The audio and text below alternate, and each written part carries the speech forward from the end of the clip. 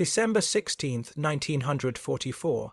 The frozen Ardennes forest, cloaked in fog and snow, trembled under the thunder of artillery.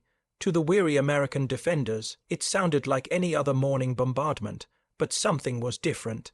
Terrifyingly different.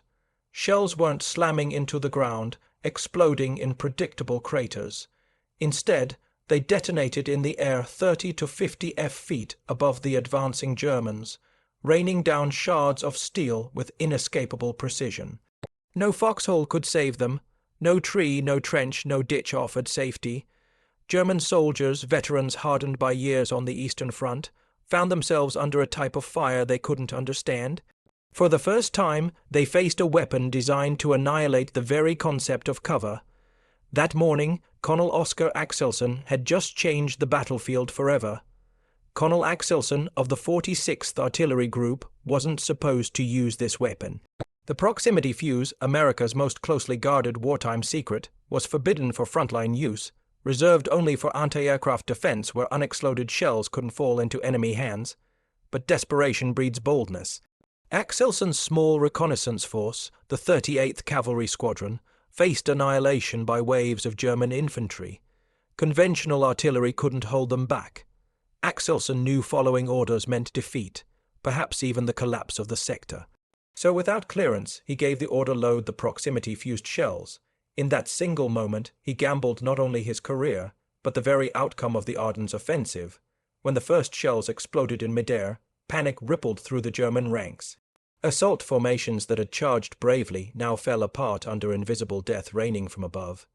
Each detonation unleashed a cone of shrapnel, covering a killing zone far larger than ground. Burst shells ever could. Soldiers crouching in trenches, once confident in their protection, were shredded by steel fragments slicing downward. Veterans who had survived Stalingrad and Kursk now faced something beyond their comprehension. The battlefield turned into a nightmare, one where even hiding meant certain death. Only hours earlier, optimism had pulsed through German high command. Operation Watch on the Rhine, Hitler's last great gamble, was underway. Over 200,000 soldiers, 1,000 tanks, and nearly 2,000 artillery pieces surged forward, hidden by fog and secrecy. The Führer promised his generals that this offensive would split the Allies in capture Antwerp and reverse Germany's fading fortunes. The attack achieved total surprise. American intelligence had catastrophically failed, missing the signs of buildup. Green recruits in battle. Weary veterans were scattered along a supposedly quiet sector of the Western Front. But just as German momentum seemed unstoppable, the secret science of the proximity fuse began rewriting the rules of battle. The proximity fuse wasn't just another weapon. It was a technological miracle. Packed inside a steel casing no larger than a coffee can was a self-contained radar system. Each fuse carried 130 delicate components, including miniature vacuum tubes designed to withstand the unimaginable shock of artillery fire, 0 times the force of gravity. At launch, the acceleration crushed a glass ampule, activating a tiny battery to power the radar. As the shell soared through the air, it sent out radio waves, detecting its distance to the target. At the perfect moment, it detonated. For the first time in history, artillery could think for itself. The weapon's origins were as secretive as the Manhattan Project itself. In a disguised car dealership in Silver Spring, Maryland, Dr. Merrill Tube and the Johns Hopkins Applied Physics Laboratory worked at breakneck speed to perfect the fuse.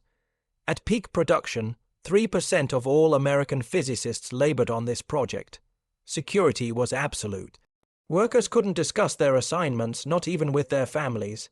Every fuse was tracked with a unique serial number. The proximity fuse wasn't just an innovation. It was a revolution wrapped in secrecy, guarded as fiercely as the atomic bomb. When first proposed, many scientists and generals dismissed the idea. How could a fragile radio tube survive being fired from a cannon? How could electronics function while spinning at thousands of revolutions per second? And yet by late 1944, the impossible had been achieved. The Allies now held in their hands a weapon 50 times more lethal than conventional artillery. but no one dared risk its capture until Colonel Axelson, staring down defeat in the Ardennes, decided otherwise.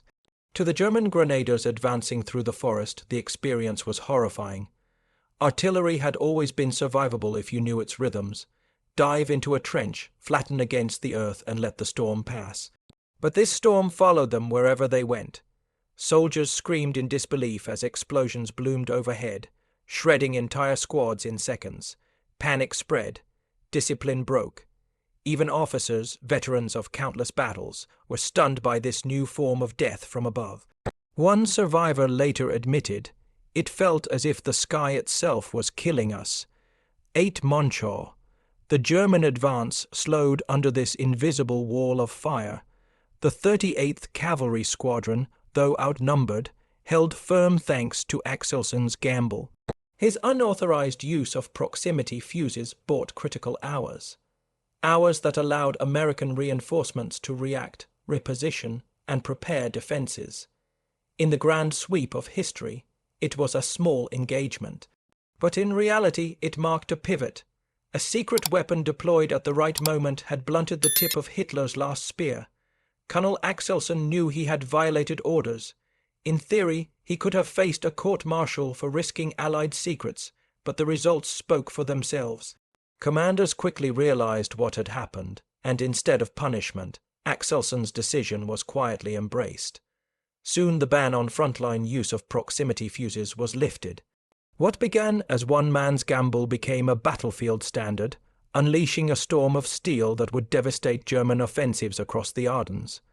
Once unleashed, proximity fuses transformed artillery warfare. Entire batteries switched from ground burst to air burst fire. German troops caught in open ground suffered catastrophic losses. Even tanks, though armored, found their crews disoriented and vulnerable as shrapnel now tore into accompanying infantry. The balance of power shifted rapidly where once German assaults rolled forward with grim determination. Now they faltered, blood-white under skies that seemed to explode with merciless precision. While weather, terrain, and Allied resilience all played roles in stopping the German advance, historians agree the proximity fuse was decisive. It gave thinly stretched American forces a multiplying force. One artillery battery could achieve the firepower of an entire battalion. In the Ardennes, where speed and surprise were everything, this new lethality shattered German timetables. What was meant to be a lightning thrust to Antwerp, instead bogged down in blood and steel. After the Bulge, proximity fuses became standard in all major operations. As the Allies pushed toward the Rhine, German defenses crumbled under relentless air burst fire. Bridges, crossroads, and strong points once thought defensible became death traps for German infantry. The war had turned into an unwinnable equation. Every step forward meant walking beneath an invisible storm. The scale of production was staggering.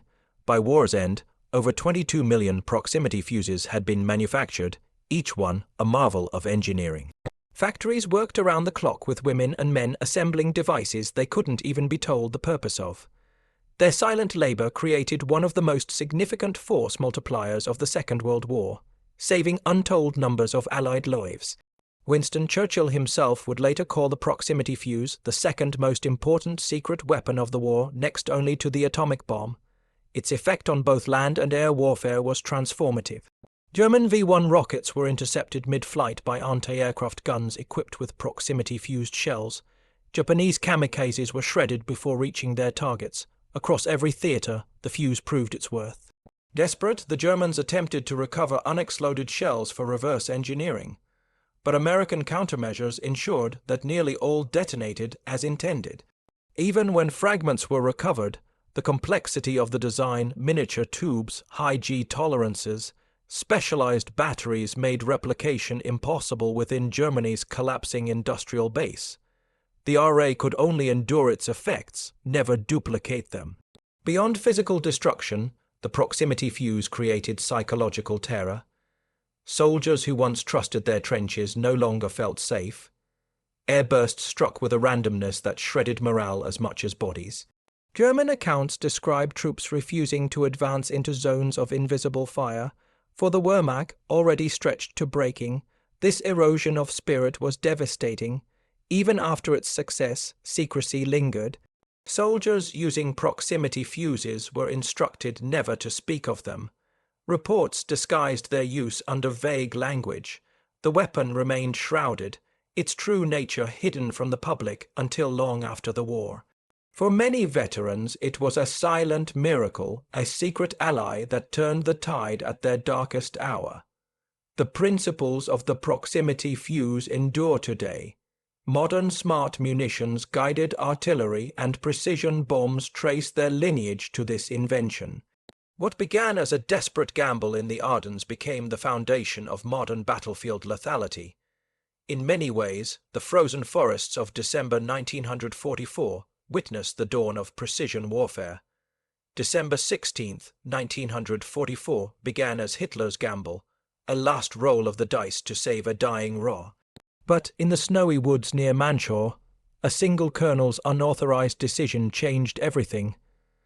The sky rained steel, German hopes faltered, and the tide of war turned irrevocably. The proximity fuse wasn't just a weapon. It was proof that in war, science and courage, secrecy and desperation can combine to reshape history. In those frozen forests, the mathematics of death were rewritten, and with them the fate of nations.